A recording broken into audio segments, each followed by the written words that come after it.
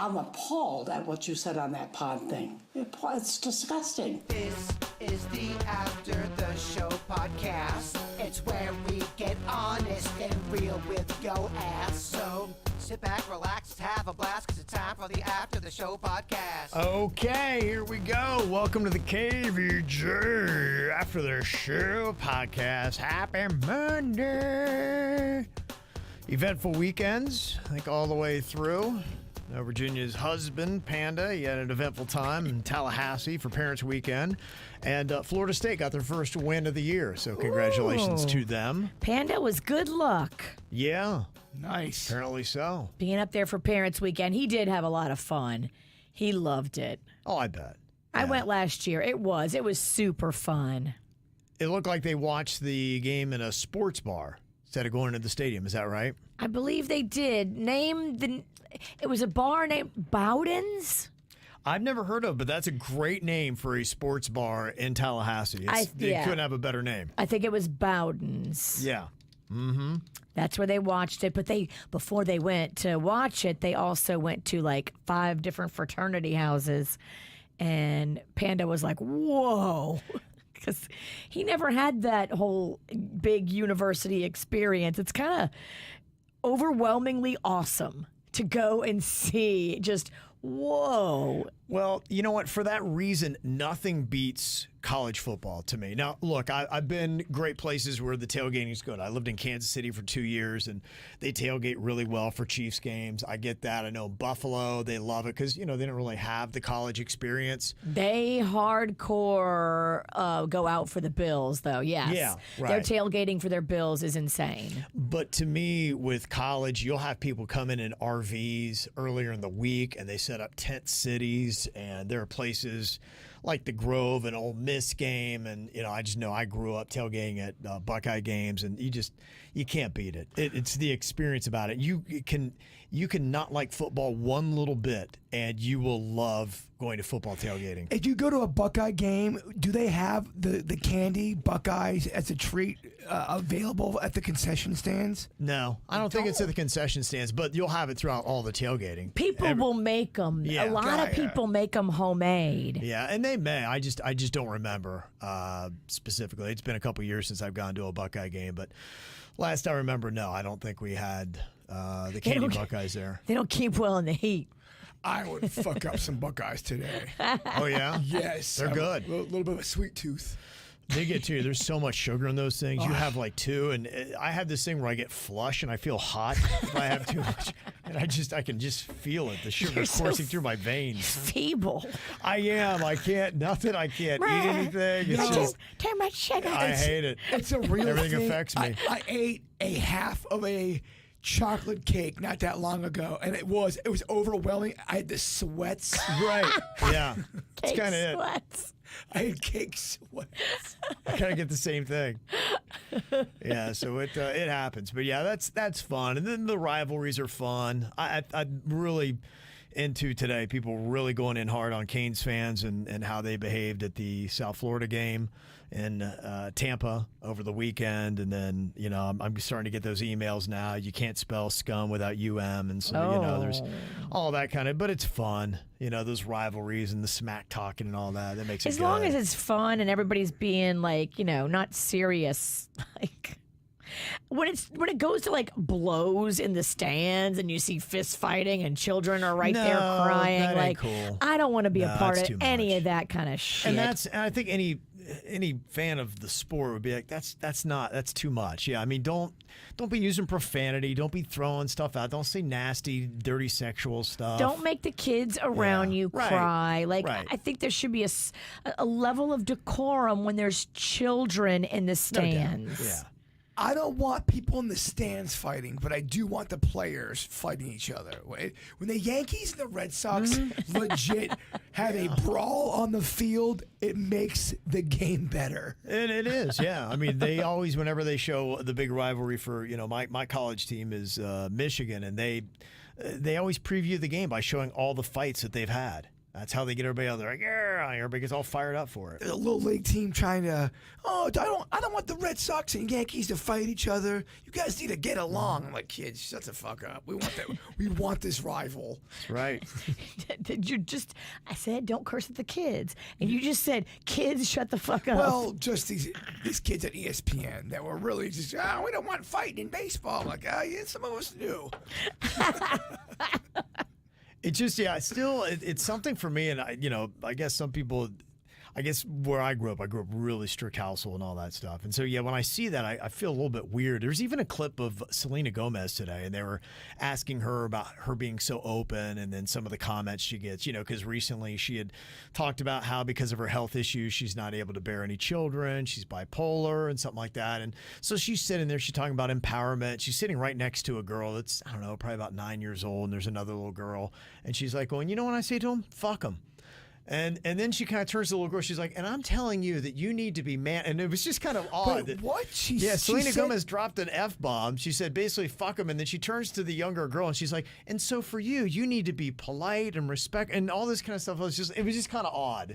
It was a weird kind of thing. Yeah, everybody was like talking about the weird juxtaposition of what she just said. Like, wait, what? It came off a little weird. Odd. Maybe we're in that era. I don't know. I get it. I'm aging out of things, and I don't get how things work today. But yeah, it's odd to me to drop an F-bomb in front of a little kid and then kind of turn to the kid and then you give them advice about how to handle conflict and haters and things like that. I remember when I worked at the baseball field for kids at the baseball camp, they'd always have a professional player come once a week, and the kids would take pictures with them, and they'd give a lecture. And at the time, the Mets catcher was giving a speech to the kids. And I guess it's supposed to be the rah-rah speech. He goes, I was a horseshit catcher with a horseshit arm. Couldn't run for shit, and all the parents are going, oh my god, this guy, he's got a mouth like a trucker. All the coaches were looking at each other like, what the fuck's this guy talking about? Yeah, it's kind of an odd juxtaposition between the two, but whatever. Virginia was talking about how her husband drove home at 11 p.m. on Saturday night because the hotel was so gross.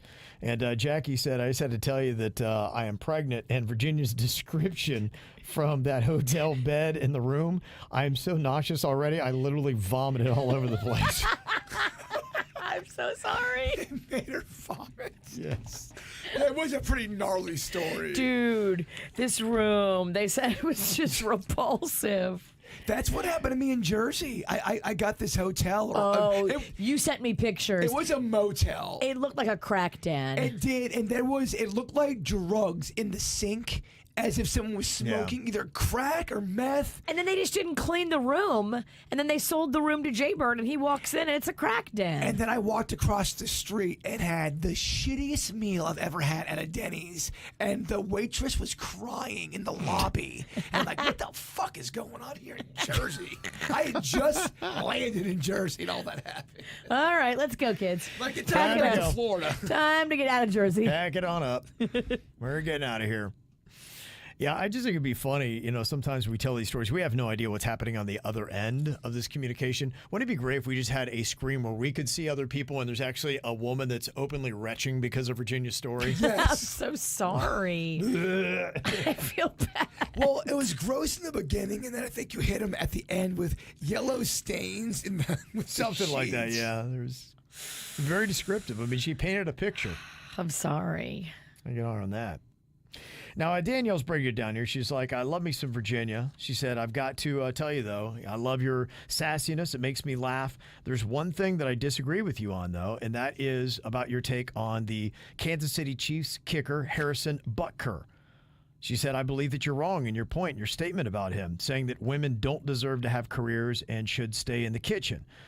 She says, it is such a blatant falsehood, it's stunning. I went back and I listened to the entire speech he gave, all 20 minutes of it, and not once did he say women need to be in the kitchen making sandwiches and popping out babies.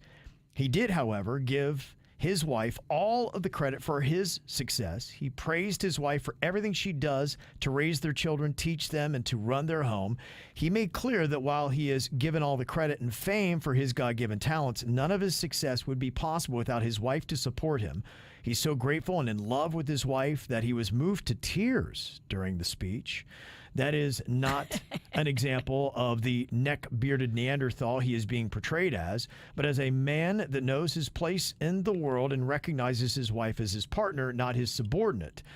Is there a greater compliment that a wife could receive from her husband than that? That he couldn't be who he is without her.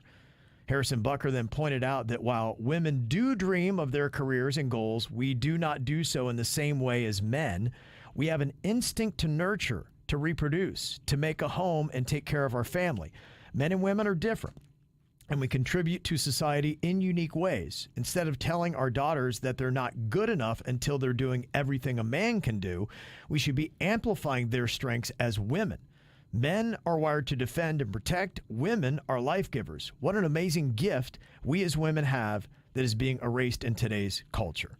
So she said, that was the point that Harrison Butker was making. There are plenty of people in this world that deserve your wrath, Virginia, but he is not one of them, Danielle says. P.S. The third of the day was a little shitty. No, I'm just kidding. I just happen to disagree, but that's the great thing about the world. It will still go round if you and I don't agree on Harrison Butker. Did you hear the whole speech? I did, and I just don't like the tone. And not all women can procreate. So I think that it's a little bit misguided in its delivery. I just don't think it is the tone that I would ever speak to a group of graduating seniors, half of which were women. I wouldn't. That's not what I would say to them. It's just not. So do we get another follow-up email tomorrow to answer back? I think it's, women are hearing this two different ways. You have the way Danielle heard it, and then you have the way Virginia heard it. And then Angie said, too, she felt like he reduced women to just homemakers at a college where women also graduated and are about to embark on their careers. Yes, that was my problem. Know your audience. Know your audience. These women just put in so much scholastic achievement, and a lot of them are going on to bigger and better degrees. And now, just know your audience. It's not the right crowd to say that to. Mm-hmm. So I think that, two different people can hear the exact same message and understand it, and it can be taken differently to each of them. So there were some people that loved what he had to say and others that did not. You hear what you want to hear. Yeah, and I think it can apply to your own sensibilities, and I think that's what it is. It depends on how your sensibilities are set. Oh, I know. I'm just sitting over here waiting to be ready to be mad at a man. I fully embrace that, so I know I bring my own bias into it. Right. And that's it. And you can see people's bias with the way the way his speech went. Completely. Pretty horrifying, though, that she's always looking to pounce. Yeah, so don't fuck up. You kind of knew that, though. Looking at you. I still doesn't make it any less horrifying. From the woman who brought you 9 out of 10 men. Probably more, Kev. Mm-hmm. That's right. Michelle said, I heard you talking about Post Malone this morning. Blake Shelton believes that he is for good in country. I was going to email you this weekend regarding his album F1 Trillion. I've been listening to it, and I love it. My favorite songs are the ones he does with Jelly Roll, Hardy, Lainey Wilson. The song with Dolly Parton was written by Lainey Wilson, and there's a line in there that talks about bell bottoms. It's cute. The Tim McGraw and the Hank Jr. songs are good, too. There's a song he does with Sierra Farrell. I never heard of her. Never Love You Again. Kind of with a little bit of bluegrass. Reminds me of the old 90s country, and I love it. He also does 2 to 3 songs on his own, and they are all good. You should listen to the whole album. I really think you'll enjoy it. I'm not a lyric person like Virginia, LOL. I'm more of a tunes person, so maybe that's why I like some of his songs more than others. Yeah, no, I've listened to the whole album, and almost every single song I grab and play on repeat. There is the song he did with Chris Stapleton is probably my favorite song. It's called California Sober. And it is a freaking jam. It is a really good song. It's one of those. You ever have a song you hear it and you're like, nope, go back. You listen to it again. Nope, go back, listen to it again. I'm a repeat offender when it comes to hearing a song over and over again. That's the song from F1 Tree, and I go back and I'm like, oh, I got to hear that again. That just hit so good. I do that with music and sandwiches. Oh yeah, I can't you go back and have another sandwich, and well, then I back have and have another one. Well, I keep ordering the same sandwich from Panera. I really go for a. If I like something, I'm into it. I get that. I overdo the shit out of it. Every time you go, you order the same thing. Yeah, right now, I will overdo it. I do that. Most restaurants, I have the thing I get pretty much every time I go there. I've never done that in my life. I fucking Wendy's. I crave diversity. I mean, if I have one meal, I just want a totally different meal next time. There was a sandwich Wendy's had back in the day. It had this cheddar cheese sauce with bacon, and it Go slow. It had sauteed onions on it. That they cooked them down good. Yes, and Daddy. I would just. I was going there every day getting the same sandwich. I had a burger you would have loved the other day. It had the sauteed onions. It also had the brie cheese, and it also had the apples on the burger. Yeah. They were cooked a little bit, but not too much. Ooh, they were nice. Got another comment here from Holly. She said, love you guys, especially Beetlebird and Rawleyston, when they get talking about music. Almost all the music you talk about is spot on, but I've never heard you bring up the Scorpions. Yeah, you know, the Rock You Like a Hurricane band. Oh, they do love, you guys love them, right? That song, at least. Yeah, I mean, Especially during hurricane season. You guys were jamming it one year. Yeah, no, I think plastic. Bird loves trolling on it because it's kind of funny. it's a cheese dick song. I yeah. get why it's awesome and it does rock, It does rock. but it's a cheese dick song on top. Both can be true. Both can be true. It can rock so hard and be so cheesy. It does rock though. Yeah, but no, I am a legitimate fan of the Scorpions. They were the first band I ever saw in concert. They were part of the Monsters of Rock that I went to, and I was a huge fan of the Scorpions. Still am. Love their stuff. What was their big ballad? Is it Love? Is this love? No, that was Whitesnake that had that. They had, in fact, she mentions it. They had "Wind of Change." Yes, that's what it is. Yeah, that did really well. That's one of my least favorite songs from them. Is that the one that goes doo doo doo? Yeah, the whistling and all that Oh, shit. the whistling. I thought it was corny. It's terrible. Yeah.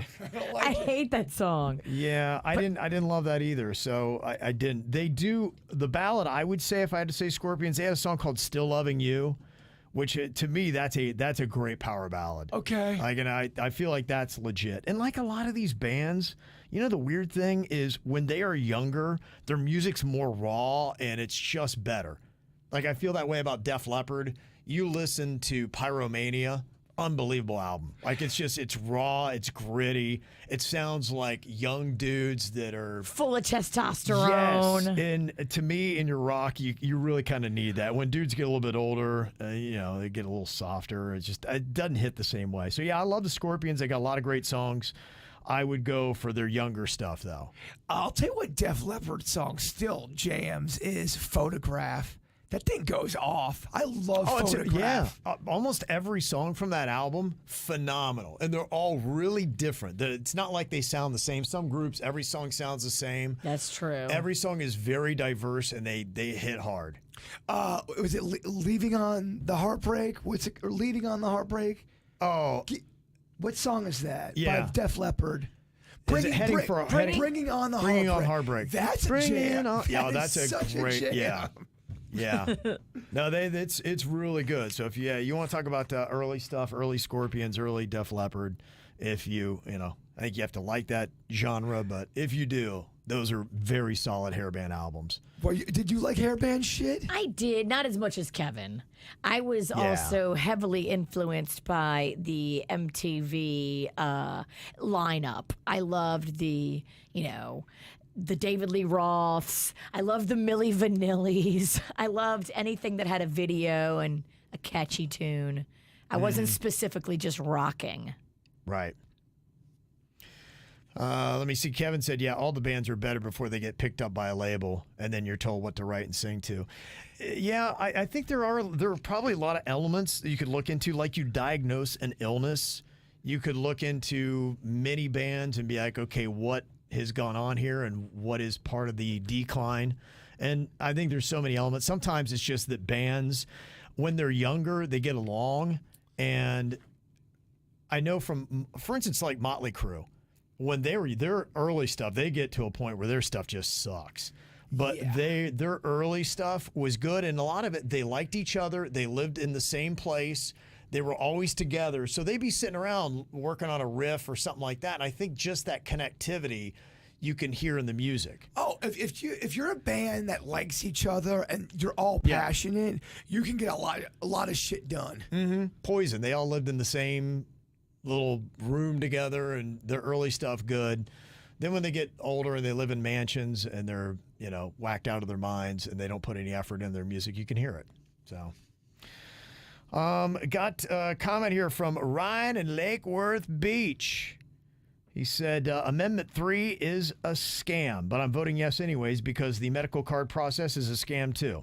Anytime you're paying the government hundreds of dollars for a useless piece of plastic for their permission to do something, it's a scam, especially if it conflicts with federal law. It's no secret that Florida has a ton of laws that conflict with federal and other state laws. The perfect example is the Supreme Court recently overturned the federal ban on bump stocks. Specifically, they blasted the ATF's rule-making process, but Florida still has a ban on bump stocks. So he goes in on that in the lawmaking process and why they still have the Controlled Substances Act of 1970 on the books, which is unconstitutional and outdated. In it, they put marijuana as a Class 1 drug with heroin that has no currently accepted medical use and a high potential for abuse. Because back then, everybody thought that it was just this gateway drug. As soon as you did marijuana, heroin was next. But why are they on the same line? It's fucking ridiculous. Mm-hmm. He said the 1934 National Firearms Act is even more insane. Take a look at it for yourself, but I can't believe that laws made 90 years ago are still governing us today, but here we are. So there you go. So he said, imagine Florida legalized recreational cocaine and taxed it. We would look like Dubai does right now. It'd be interesting to see, huh? It would do well. Yeah.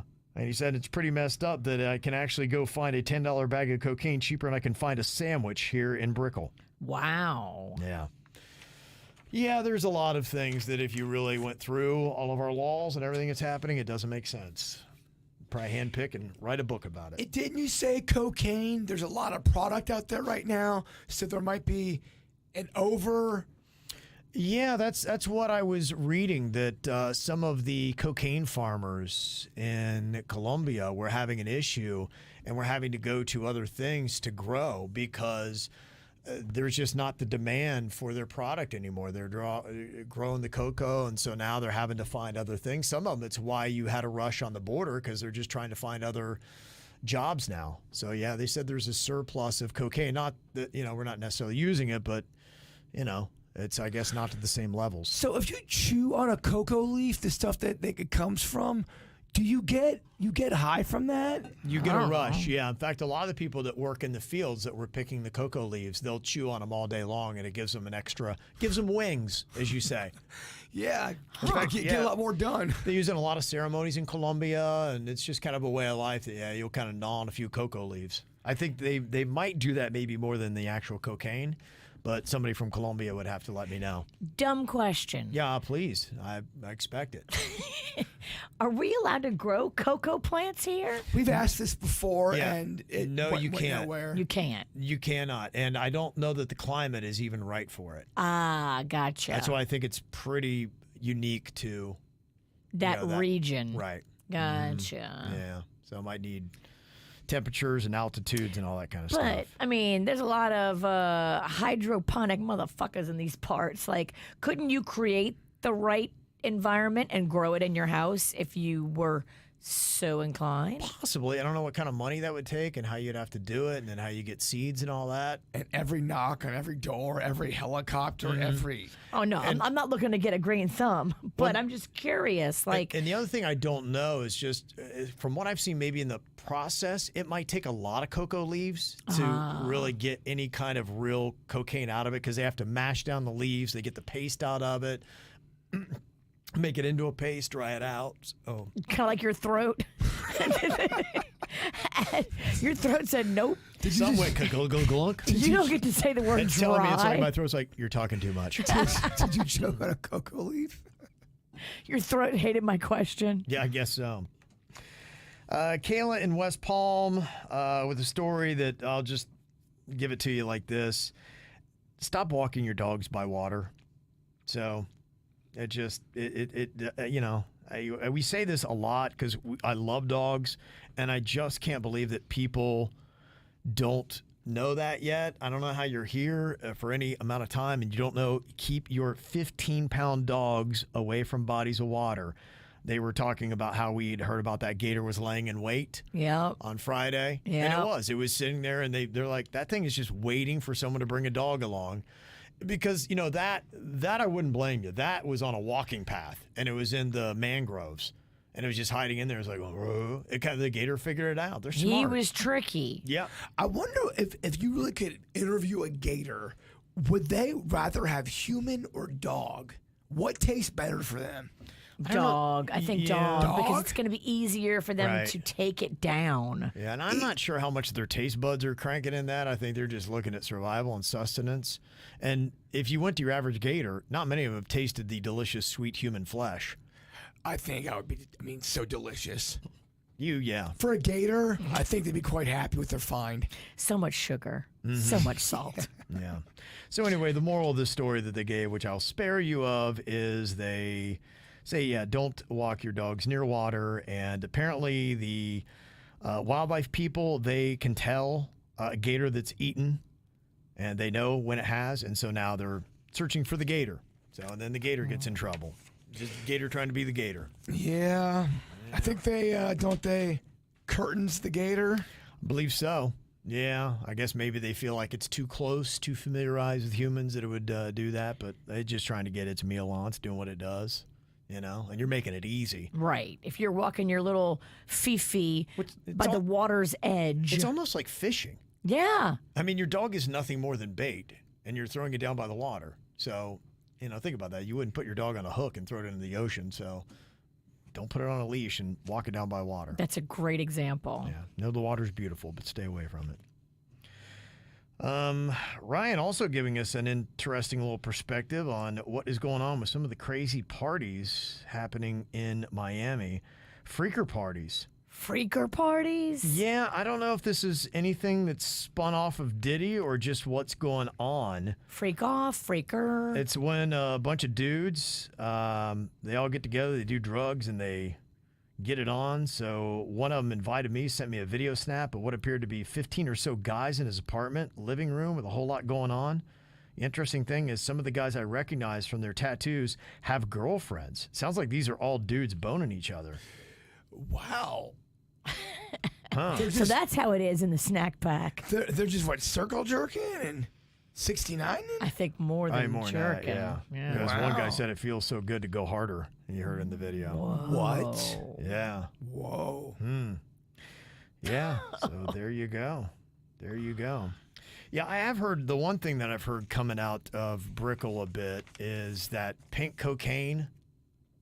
Barbie cocaine? Yeah, it's got a Tusi, I think is the name of it. Tusi. I don't know what the deal is with it, but it seems like that is one of the popular party drugs happening right now in Brickell. It's the one, have you seen the story of that influencer that got on the Tusi and then she got in her car and killed 2 people? Yes. Oh, I did see that story. Yeah, and now she's in jail looking like she will be for pretty much all of her, you know, valuable adult life years for that. So nobody stopped her. She decided somehow she got access to the keys and thought it was going to be a good idea. Ooh. Yeah, so I think there's a lot of that going on in Brickell right now. Don't know what it's all about. I just keep hearing stuff about Tusi and pink cocaine. So I think which is the same thing. So drugs are bad.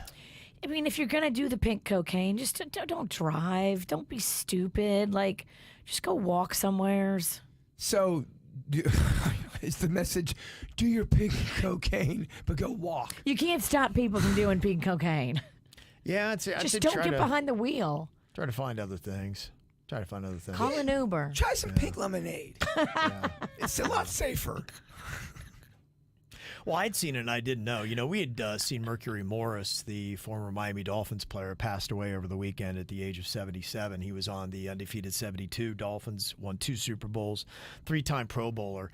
What I didn't realize about him, I think it was 1982, he got arrested for cocaine when those cocaine years were really popping in Miami. Yeah. So much so they were going to get him for trafficking. Looked like he was going to go away for a while. And instead, they basically got him on use.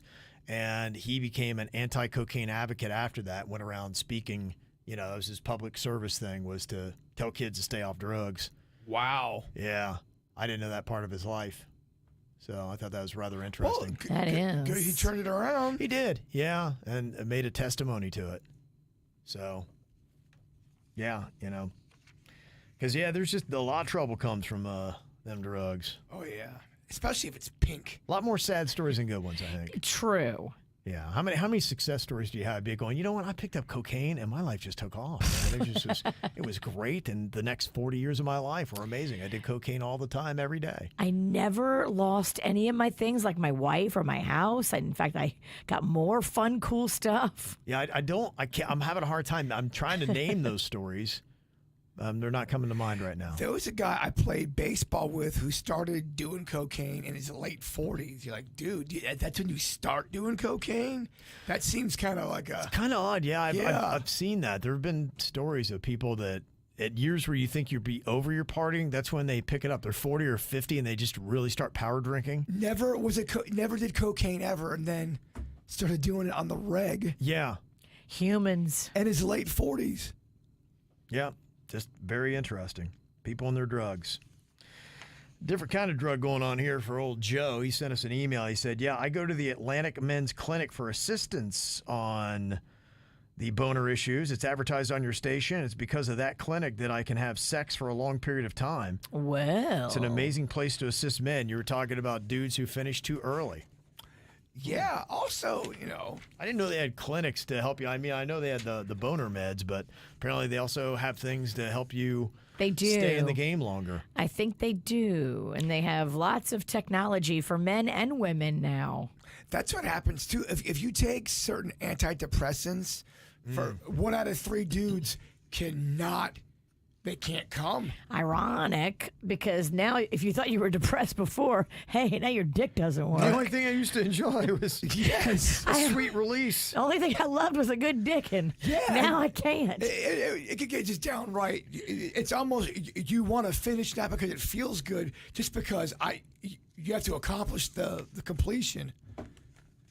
Hello, is this thing on? Should I not say that?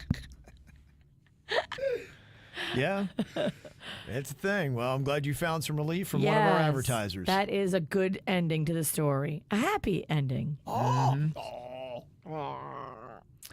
And this from Alexander, who had a sad day, who asked to send a birthday shout out to myself. Okay, I guess it's Ella from Loxahatchee. No one remembered my birthday today. Aww. So hoping to get a little tip of the cap from you guys on the ATS. Well, sorry to hear about that. Yes. Happy birthday. Ella, happy birthday. Yeah. We love you. Mm-hmm. There you go. So happy birthday to you. Sorry that you haven't got the recognition. Maybe they're saving it. Maybe there's a huge surprise coming later today. They didn't want to blow it. I can't believe it. My parents forgot my fucking birthday. What's that from? That's from 16 Candles. Yeah, nailed it. Yeah, we know, baby. We remember. We're boomers. Old ass movie. Old like you. That's right. All right, y'all enjoy your Monday. We'll see you back here tomorrow. Goodbye.